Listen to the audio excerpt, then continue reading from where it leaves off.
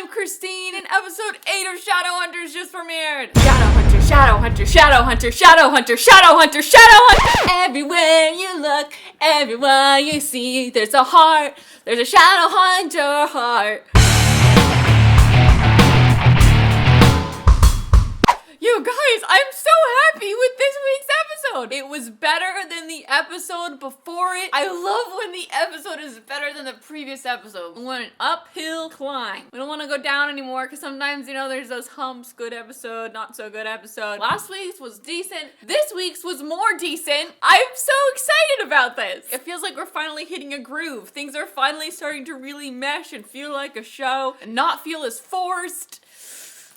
So exciting! And of course, I'm not saying it's perfect or anything, so if you haven't watched it, don't go in expecting perfection, but it's so much better. The chemistry between the actors is getting better. It's finding a groove, and I'm very pleased. Whether or not it's following the book correctly at all, it's feeling like a show. It's feeling like its own entity. It's feeling like a show! The Clace scenes in this episode, a million notches up from any Clace scenes we've seen before. Granted, the Jace character in the show is completely different from our Jace character in the books. This Jace character reminds me of a very mellow, calm, mild, army soldier dude that keeps quiet most of the time and is just there for moral support for Clary. That's what this Jace feels like to me. This episode, I think I'd give it a solid B. This is a good Shadowhunter episode. I'd rank it their second best episode. I'm forever holding on to episode 5 as my favorite right now. This episode, though, had a lot of emotional moments, and I actually felt the emotions they wanted me to, and that is excellent progress. We've watched so many episodes of this. How many times have they been trying to make a dramatic moment happen and you sat there and laughed at it or felt really uncomfortable watching it because it wasn't working? This episode worked. The chemistry was there. Progress. Bye, non-spoilery folk. The episode opens, first rule of Shadowhunting, whenever there's an explosion, walk away. I don't particularly like the first rule of Shadowhunting, but I like how it comes back around to the first rule of being a mundane. I thought that was really nice. They framed the episode nicely. And Clary goes, what's the second rule of Shadowhunting? Is he shoots out her whip and grabs the mortal cup with it, which I loved. Rule number 2, there's nothing a Shadowhunter can't do in heels. There's a lot of like episodic cop show equipment in this episode that you just really don't expect Shadowhunters to be dealing with. We'll take the body back to the Institute and run a full autopsy. We've got the best forensic pathologists in the city. You do? In the books, this would be handed over to the Silent Brothers. All this shit gets done by the Silent Brothers. The Institute in the TV show is really much more like police headquarters for the demon world. Raphael comes with Simon. I also really enjoyed Raphael in this episode. I thought his acting was so much better than the first time that I saw him. They bring dead Simon into what I'm assuming is the basement of the church that the Institute's on top of, because there's lots of crosses down there and crucifixes, and when they lie Simon down, you can kind of see parallel to him. There's a statue of Jesus lying down, and of course we have all those parallels like Jesus rose from the dead and Simon's about to rise from the dead. The Lightwoods have a nice little family meeting. I enjoyed the chemistry between them. They feel like a family. The Clave is sending someone to observe the Lightwoods. Little do the children know their parents were part of the circle. That's why all the scrutiny is getting thrown at them, not because Jason, Alec, and Izzy had some unsanctioned missions to help Clary. Then we have a great scene with Jason and Clary in the same room. So they're in the basement with Simon. It's daytime. Raph is there. She asks Raphael what the risk will be if they bury Simon. Jace kind of jumps on her. No, Clary, absolutely not. And Clary jumps right back. I need to know, Jace. I need to know. They're back and forth. Sounds natural. It sounds natural. We get an adorable scene with Alec and Max, and they're walking side by side. The height difference is absolutely ridiculous. There's like 10 feet in between Alex and Max. And then we get this moment where Valentine is striding into the Institute, and they had just been talking about the possibility of Valentine coming, because he's a Shadowhunter, so the wards won't keep him out. And it turns out he's not Valentine at all. He's Lydia Branwell. Now, I didn't know Shadowhunters could do this, you know, put on a glamour making them look like a different person. I feel like that is a Tessa thing, not an every Shadowhunter who can use a stele thing, but things are different in the show. I'm accepting it as things that are different in the show, but if this is show canon and every Shadowhunter can do this, that changes the game entirely. I don't know.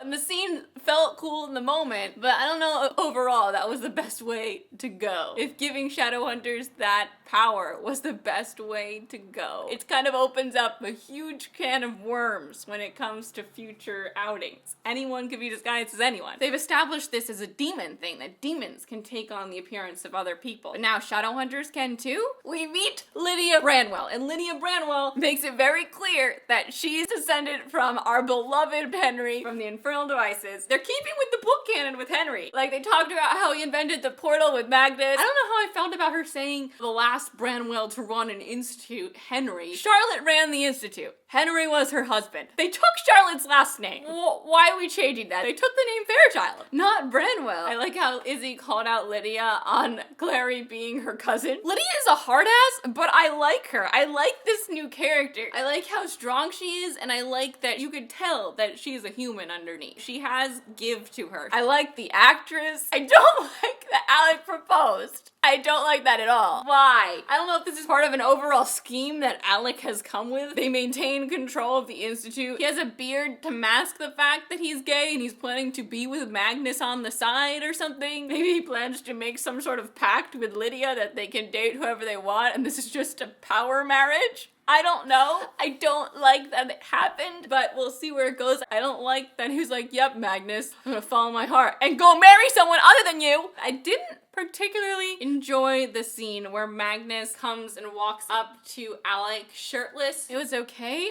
but I just don't like how vulnerable Magnus feels. It's a different Magnus, and I have to just keep reminding myself, but in the show, in that scene in particular, he just looked so weak. I know we've already been through this. Magnus is just one of my all-time favorite characters in the books, and I just having a hard time separating them. Maybe it was the lighting in that scene too. It just really didn't go well with Magnus's eye makeup. It made his face look kind of swollen and weird. The Valentine scenes flowed well with this episode too. In a lot of other episodes, it feels like they just stick in Valentine scenes. This went with the episode. Valentine sends these Forsaken-like monsters to attack Luke and then to attack the Institute. They're insinuating that these monsters were Shadowhunters previously because they have angel blood in them. And that's how they got into the Institute, because they can get past the wards. And now I'm just thinking in terms of the books here. It is a huge deal when Valentine can get past wards with Sebastian. That is a huge plot point. Now, if we take this away immediately, like he already has a solution to this, he has Forsaken-ish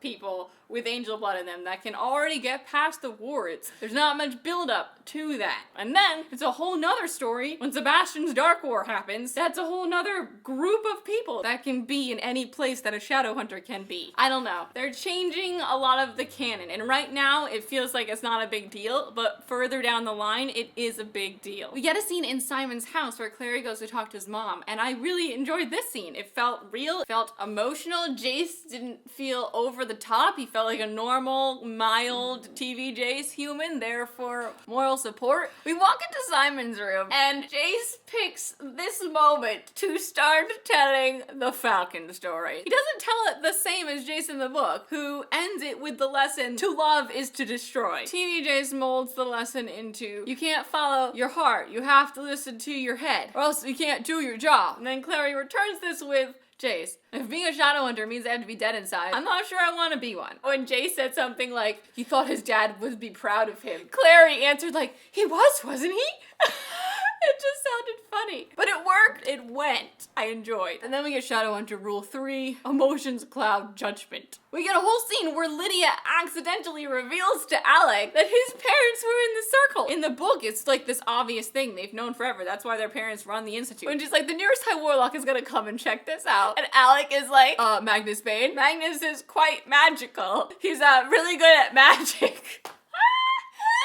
Stumbling, awkward Alec is my favorite thing. Clary goes to talk to Luke about Simon being dead and possibly turning into a vampire. And the flashback flowed. It was appropriate for that moment. And then we come to one of the strongest scenes I think we've had in the show. Definitely the most emotional scene in the show thus far. We're not there yet. We're in the graveyard and Camille shows up. I just don't understand. Clary goes up to Camille and she just punches her. One of the most powerful vampires that exists. She just punched her and then turned her back on her and walked away. I just couldn't believe that there was no repercussions for that. She punched her and Camille just took it. And Clary didn't back away so that she could keep her eyes on one of the most deadly vampires that lives. She turned her back on her, which I just found to be the stupidest move. You don't turn your back on an angry vampire. You just punch her in the face. What are you doing, Clary? I'm a little confused about that. The vampires kind of converge on Camille. I don't know what that means. I don't know if they're killing Camille or they just take her away.